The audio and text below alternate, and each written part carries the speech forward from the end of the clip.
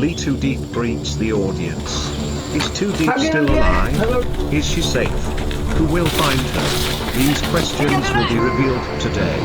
Jame's cruelty is not happy when the appearance of a young officer named Duke who has feelings for Tu Diep when he directs this action.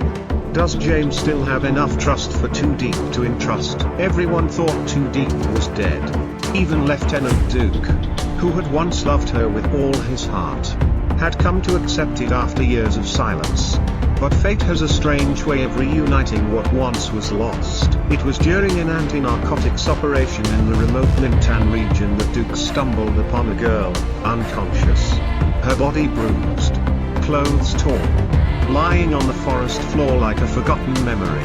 Her breath was faint, her pulse weak. Instinctively, he carried her to a local house and called for medical support. She needed rest, said the village nurse. Exhaustion, starvation. But she would survive. There was something about her. Duke couldn't place it at first, the curve of her face, the shadow of pain in her expression, but his heart stirred. He couldn't ignore it. He wouldn't. They called her Hoa, the name she gave upon waking. She didn't remember anything. Or maybe she didn't want to. Either way, Duke let her stay at his grandmother's house, hoping the quiet care of the mountains would bring her back to herself. But he said nothing of his suspicions. Not yet. Years ago, Tu Diep was a final year medical student on a volunteer trip to the borderlands.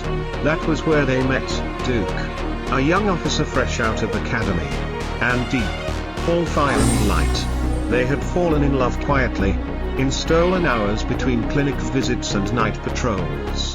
Then came the explosion, an ambush during a raid on a drug warehouse. Diep had been near the blast. Her body was never found. People moved on.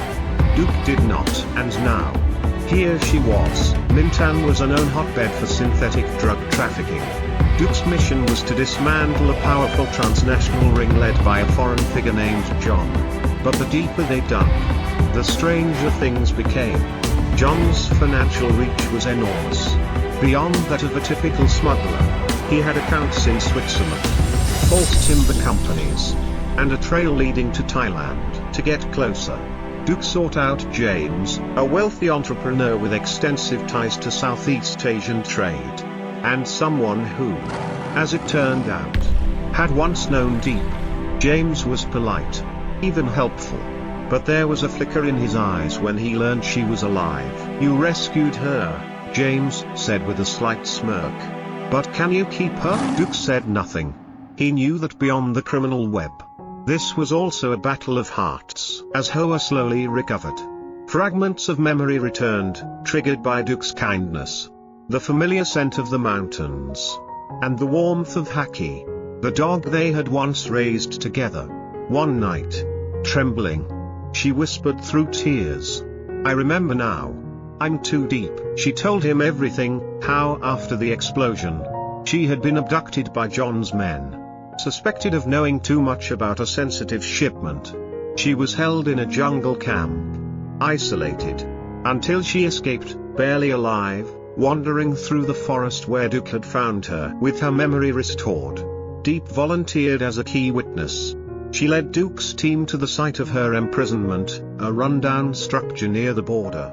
What they uncovered was staggering, a concealed trafficking hub. The raid was swift and violent. Bullets flew. Duke, injured in the arm while shielding Diep, refused to back down. John was finally captured. But more layers of deception surfaced. Evidence linked James to John's operations. Duke confronted him. And though James never outright confessed, his silence said enough. "I lost her once," James murmured. "I won't chase what was never mine to begin with." Months passed. Peace returned to Mintan. Duke received commendations. But more importantly, he had Diep back, not as a memory, but as a partner, alive and whole. One evening, as they sat on the hillside with Haki between them, watching the sun dip behind the mountains, Diep spoke softly. "There were moments when I thought I'd die. But I think love kept me alive." Duke took her hand gently. The scar on his shoulder still ached sometimes. But it was nothing compared to the ache he had lived with for years. "I never stopped looking for you," he said. "And now, I'll never let you go again." In the place once filled with danger and shadows, a new chapter had begun, one of healing, of hope, and of a love reborn from ashes.